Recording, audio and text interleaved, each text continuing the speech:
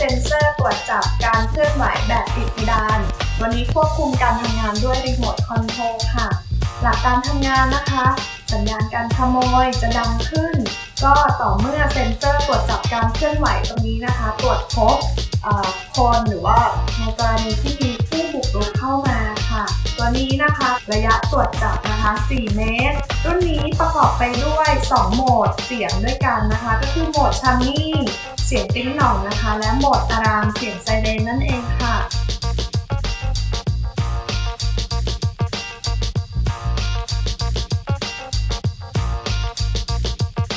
ลำดับแรกนะคะ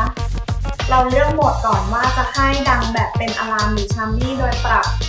ปุ่มด้านข้างค่ะเลือกโหมดด้านข้างค่ะเลื่อนไปที่อะลามค่ะ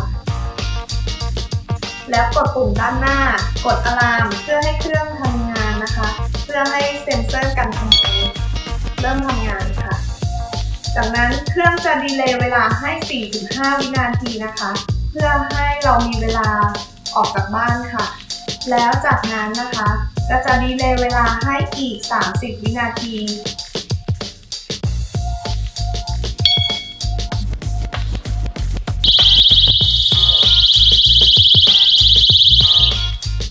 เมื่อเซ็นเซอร์ตรวจจับนะคะว่ามีผู้บุกรุกหรือโจรกรรมเข้ามาในบ้านนะคะก็จะมีเสียงสัญญาณไซเรนดังขึ้นค่ะ